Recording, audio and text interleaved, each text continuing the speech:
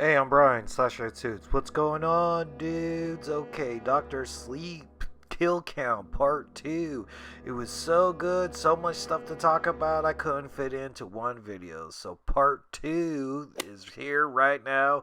Leaves off at 2 kills, but I'm going to recap everything, but I'm going to be finishing it here right now. You're going to get a total kill count by the end of the video.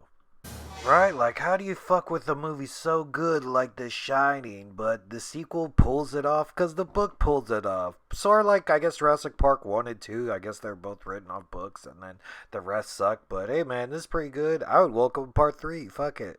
Alright, so subscribe for more kill counts and check out Part 1 where I go more in depth about more like the plot and who the characters are, the more X-Men story of it that I thought I saw on screen, so let's get to this. Hi there. I only met 2 or 3 people like us. They died. See, the True Knot gang of vampire-like shining people suck the steam right out of you and everything, and they go after kids especially because I guess they're weak and vulnerable, and their steam is good. Then we have movie theater girl who robs dudes on dates like Cardi B used to do back in her day. Like make them fall asleep and rob them and everything. But Cardi B used drugs, I guess. She used shine. So in the book she dies, but in here she gets recruited. But you saw her got died to become a vampire or a zombie or something like that. And so the group had to kill her. So I'm counting it. They killed her. Well, then, after Danny's done having fun, you know, fucking moms, stealing their money and everything. Ooh, a hot one too, man, until I saw her throw up, but whatever. We've all been there, right, fellas?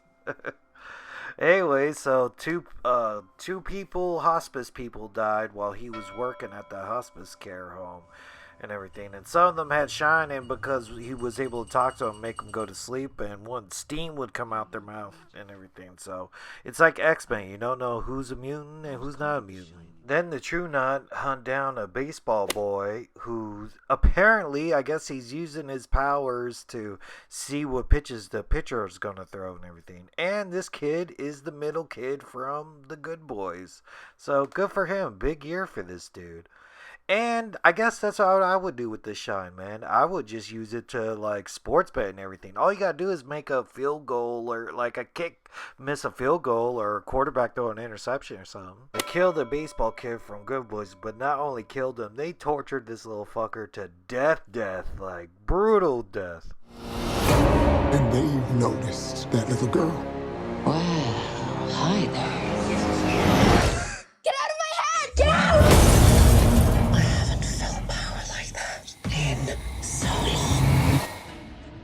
Yeah, after Abby and Rose have this big old psychic battle where Abby kicks her ass and everything, the grandpa expires. I guess they call him Grandpa Flick. Like, he's the tall, like, lanky, weird one in the middle. So you're a vampire and you last for a long time, but you do still have an expiration date.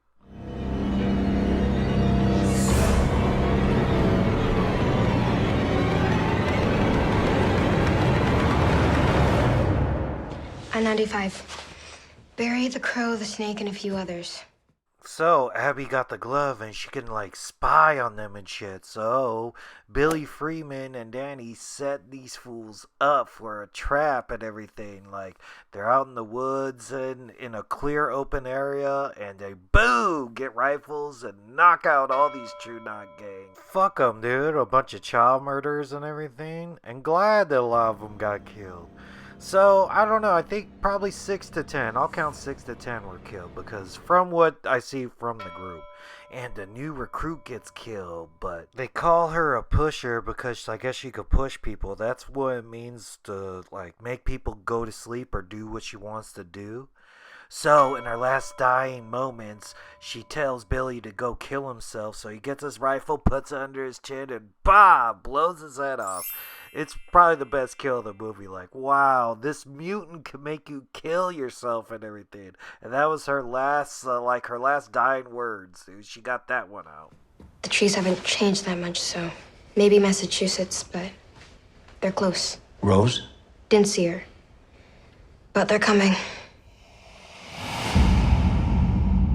Abby gets in her like cerebral sort of like gene mode, and his force like being there, like sort of like the Last Jedi, where Luke was doing at the very end, like sort of force projecting himself. I guess I don't know, some bullshit, psychic stuff.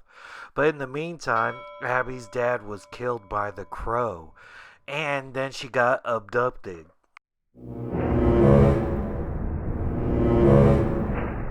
That didn't last long because Danny, like, possessed her pretty much, took control of her, came up with a plan to cause an accident because Abby can, like, move shit with her mind. Like, moving vans like 11, cause an accident, and makes the Crow fly out of his seat without his seatbelt on. Pretty cool. When I was a kid, there was a place. A dark place. They closed it down and let it rot. Alright, so their big plan is to go back to the abandoned hotel, not in the book, so they're going back to the Overlook. That was blown up in the book, but not in the first movie. Go back there because it's dangerous for people like them, people who shine. But Danny sort of locked all those ghouls up inside his head, so they're all like in suitcases inside his head, except for one dude, Jack Torrance. He's still hanging around that place. So Danny sits at the bar, much like Jack did in the first one, and well, guess who shows up? Lloyd the bartender, but it's Jack Torrance as Lloyd, so I guess when you die, you need to have a job there and everything, and I guess Jack took the role as bartender. He's still sort of evil Jack, like, hey, drink this whiskey, boy, and some Jack Daniels. I would have took that shot like, hey, Dad, I need a spot. I'm going to kill this girl right now. Can you help me out? Oh, man, I would give anything to drink whiskey with my dad again and everything. Good old Jack Daniels, too? Come on, Danny. You can have one drink. Don't be such an AA asshole.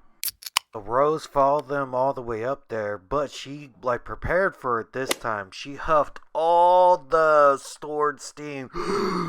And I guess it makes you like steroids and everything, because she's super strong, kicks fucking Danny's ass in their little battle and everything.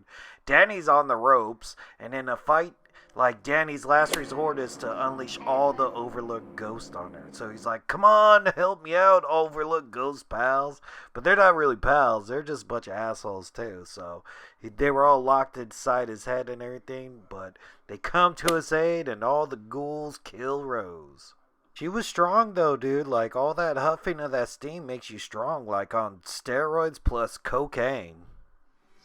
So then the ghouls possess Danny to go and kill Abby. See, these ghouls, they still got it, dude. They were able to turn them just like that. They sort of like all mob you to death, sort of like zombies and everything. So they get and pry you and then turn you real quick. And then he chases Abby and they end up in that famous room 237. Abby gets a look at the bathtub woman and a couple of ghouls are hot on their trail.